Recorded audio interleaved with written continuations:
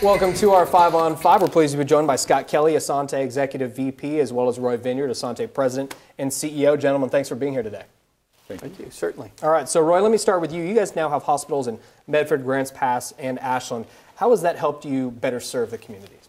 Well, I think the fact that we have a little bit more geographic dispersion now, we have facilities located in both counties and 3 facilities, allows us to provide care closer to the patient, closer to their home. So that just helped us as an organization provide care to a large geographic area. We actually provide care for patients in 9 counties. So the closer we can be to them, the better. Yeah, it certainly makes a difference. All right, now I want to talk about behavioral health. What is Asante doing to help improve the treatment of people with behavioral health challenges? Well, Asante has long provided for decades inpatient mental health care. And in fact, at Rogue Regional Medical Center, we have the only inpatient mental health unit in about a 150-mile radius, north or south. And historically, treatment has been centered around safety, security, seclusion, and those types of models, while work, sometimes adds to the trauma the patient's already experiencing.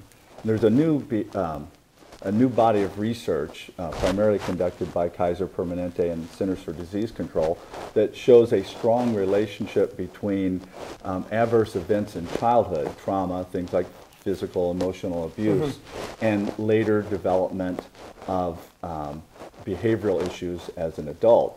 And it really is starting to show that it's really the underlying issues that need to be treated and dealt with as opposed to the symptoms. And that's really where the sanctuary model of care comes into play. Yeah, tell us about the sanctuary model and how that works. Right.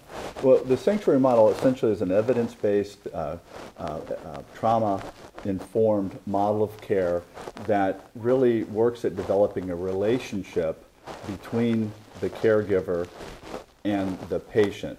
So it begins, what it does really is reduces aggression, it reduces stress. It also helps reduce the need for seclusion, restraints. It decreases the need for sedative types of medications.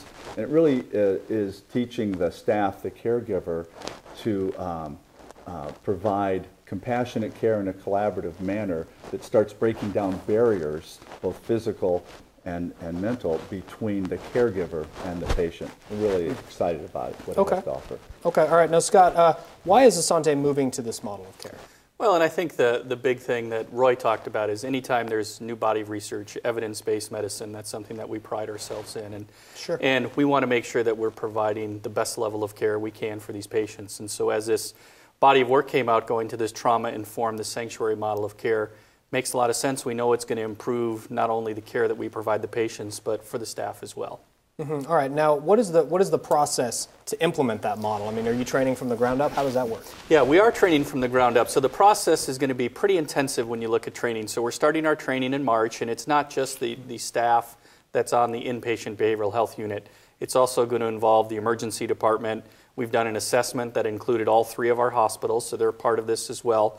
And then a lot of community collaboration. And so working with the Compass House, Jackson County Mental Health, Kairos, a lot of the outside agencies, having them get on board as well to understand how are we going to change our treatment of these patients. And I would imagine something like this, starting in March, it won't be done by April. How long does this kind of thing take? Yeah, we, when you're talking about, you're exactly right, a cultural shift of this is going to take a number of years. Now we will begin, we're going to have our first training, and about 1/3 of the staff is going to go through in March.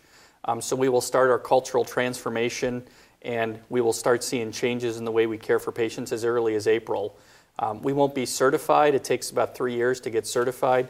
So really, in April, we're going to start it, but it's really to change the culture of care that's been provided the same way for a long time. Will take, quite a while, number of months, number of years to get there all the way. Okay, well, it's something I'm sure you guys know. Healthcare always changing, always evolving. The only constant is change. Thank you so much for being here. Appreciate it. Thank you. All right, stay with us. We'll be right back.